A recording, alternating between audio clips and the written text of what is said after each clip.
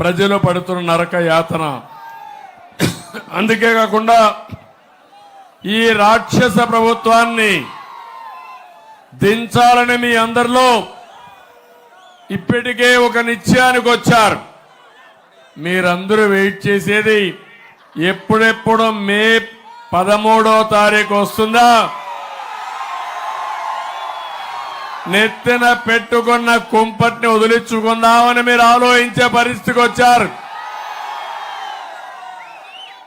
ఇప్పుడు వచ్చిన జిల్లా ప్రజా పరిషత్ చైర్మన్ ని, వారి హస్బెండ్ సురేష్ గారిని, నాగమల్లేశ్వర్ గారిని, ఇంకా చాలా మంది పార్టీలోకి వచ్చారు. వాళ్ళందరికీ ఒకటే చెప్తున్నా, మీ సేవ, ఈరోజు మీరు తీసుకున్న నిర్ణయం, మీ త్యాగం ఊరికే పోవు, తప్పకుండా ఈ రాష్ట్ర భవిష్యత్తుకు ఉపయోగపడతాయి. మనస్ఫూర్తిగా స్వాగతం పలుకుతూ మీరు కూడా గట్టిగా చప్పట్లు కొట్టి ఇలాంటి వాళ్ళకి స్వాగతం పలకాలి. వైఎస్ఆర్ కాంగ్రెస్ లో కూడా కొంతమంది మంచోళ్ళు ఉన్నారు, కొంతమంది రౌడీలు ఉన్నారు. రౌడీలు మనకొద్దు. ఈ రాష్ట్రం కోసం ఆలోచించే ఎవరైనా సరే రండి, రాష్ట్రాన్ని కాపాడుకుందాం. దీనికి మీ అందరి బాధ్యత కూడా ఉందని మరి కూడా వారందరికీ విజ్ఞప్తి చేస్తున్నా. తమ్ముళ్ళు, ఈరోజు నేను గుంటూరు జిల్లాలో ఉన్న పాత్ జిల్లాలో, ముఖ్యమంత్రి కూడా ఇక్కడే ఉన్నాడు. మన మీటింగ్ కి మీరందరూ స్వచ్ఛందంగా వచ్చారు, అవునా కాదా అని మిమ్మల్ని అడుగుతున్నా. జగన్మోహన్ రెడ్డి ఒక మీటింగ్ కి 20 కోట్ల రూపాయలు ఖర్చు,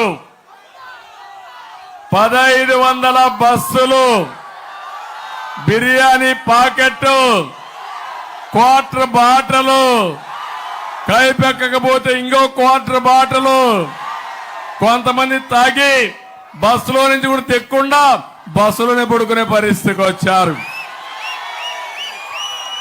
అది నీ సిద్ధం. ఇది మా యొక్క చైతన్యం, ప్రజాగళం.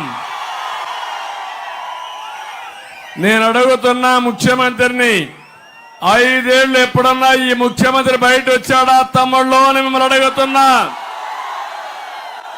ఎవరినైనా కలిశాడా అని మిమ్మల్ని అడుగుతున్నా. తాడేపల్లి ప్యాలెస్ లో ఎప్పుడన్నా ఇంటర్వ్యూస్ ఇచ్చాడా అని అడుగుతున్నా. ఎమ్మెల్యేలకి, మంత్రులకి ఇంటర్వ్యూలు లేవు. ఎప్పుడన్నా నేను ముఖ్యమంత్రిగా ఉన్నప్పుడు జరిగిందా అని మిమ్మల్ని అడుగుతున్నా. సమైక్య ఆంధ్రప్రదేశ్ లో ముఖ్యమంత్రిగా ఉన్నా, ఇక్కడ ముఖ్యమంత్రిగా ఉన్నా, 14 ఏళ్లు ముఖ్యమంత్రిగా ఉన్నాను. కానీ నా హయాంలో ఎప్పుడు కూడా పేద ప్రజలు ఎప్పుడూ మా ఇంటి తలుపులు తెరిచే ఉంటాయని చెప్పి మరొకసారి మీకు తెలియజేస్తున్నా. ఈరోజు ఈ ముఖ్యమంత్రి వస్తా ఉంటే ఒక్క మీటింగ్ పెట్టాలంటే చెప్పాను, వస్తాడు. వస్తే రోడ్లన్నీ తవ్వాలి, చెట్లన్నీ నరకాలి. సభకు రాకపోతే పింఛను కట్టు, రేషన్ కట్టు, అమ్మఒడి లేదు. అయినా కొంతమంది అంటున్నారు, నీ పింఛను పోయినా పర్వాలా, నీ రేషన్ పోయినా పర్వాలా, అమ్మఒడి పోయినా పర్వాలా, మళ్ళీ బాబు వస్తాడు మాకు ఇస్తాడని మీరందరూ కూడా నిర్ణయించుకున్నారు. కానీ మనం సభ పెట్టాలంటే మా తమ్ముళ్ళు ఇంట్లో